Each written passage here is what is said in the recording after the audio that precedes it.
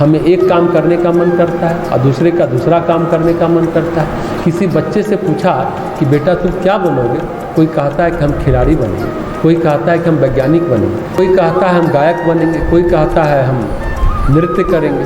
तो हर एक व्यक्ति का मन अलग अलग होता है। मन कैसे अलग अलग हो गया? मन तो एक ही है, चित्त तो एक ही है। नहीं, चित्त तो एक है, चित्त तो उसी पदार्थ का बना है। जैसे कि टेबल है, कुर्सी है, लकड़ी की बनी होती है। टेबल तो वही होती है, एक जैसी होती है, लेकिन टेबल में जो ड्रॉर है उसमें सामान एक जैसा नहीं रखा हुआ है। सामान तो अपनी रुचि के अनुसार है। किसी ने कुछ रखा है तो किसी ने कुछ रखा है। चित्त का निर्माण तो प्रकृति के तत्वों से बना हुआ है। जैसे कि मिट्टी, जल, हवा, अग्नि, आकाश, इन पंच तत्वों से संसार बना है। स्थूल रूप से हमें ये दिखाई देता है, वैसे ही प्रकृति के सूक्ष्म तत्वों से सूक्ष्म तत्वों का निर्माण हुआ है। चित्त क्यों मिला हुआ है? चित्त मिला हुआ है आत्मा के, जीवात्मा के उपकरण के रूप में। हम सामान्य क्रम में तो पैर से चलते हैं, और पैर हमें क्यों मिले हुए हैं? हाथ क्यों मिले हुए हैं? कहते हैं कर्मेंद्रियाँ हैं, कर्म करते हैं इनसे। ज्ञानेंद्रियाँ हैं, तो इनसे हम ज्ञान प्राप्त करते हैं। 5 कर्मेंद्रियाँ और 5 ज्ञानेंद्रियाँ हमारे पास यही है।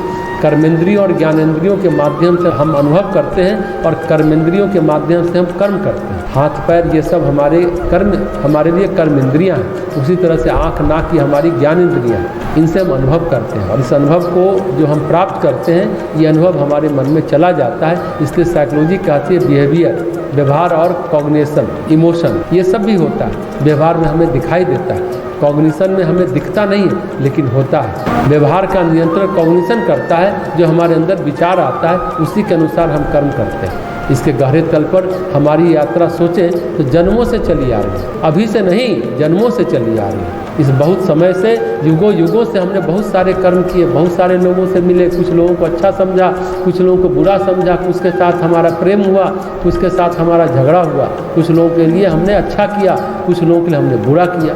कभी हमें गुस्सा आया तो किसी का सिर फोड़ दिया, कभी हमें प्रेम आया तो किसी को गले में माला पहना दी।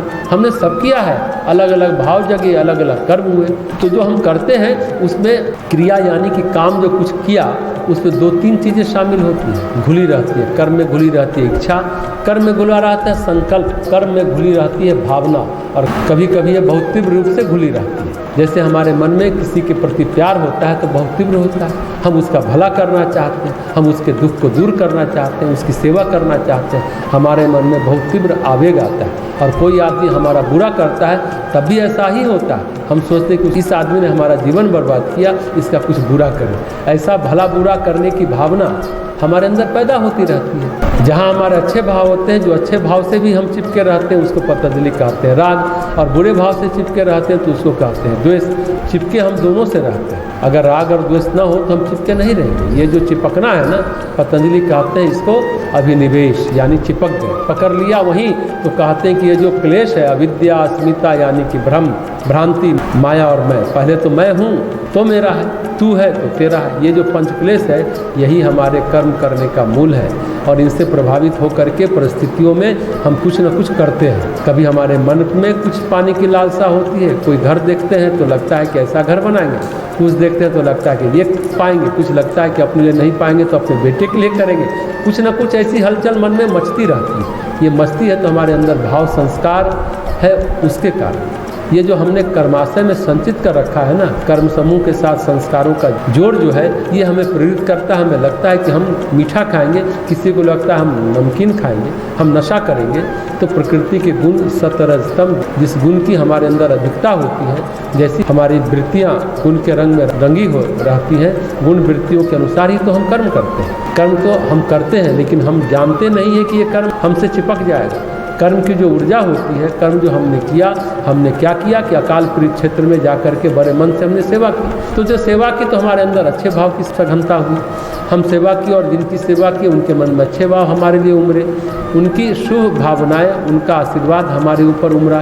ये सारे शुभ भावनाएं, ये सारी शुभता हमारे चित्त में संग्रहित हो जाएंगी। हमने जो ये सब किया तो उससे हमारे मन में बड़े शुभ भाव उमरे।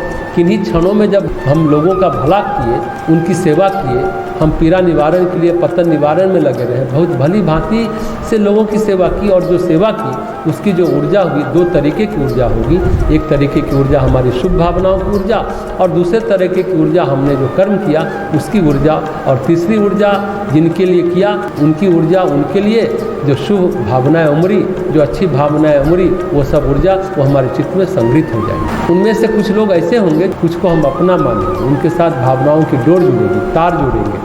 तो जब हम कोई काम करते हैं तो दो तरीके की बात होती है, एक अच्छी एक बुरी।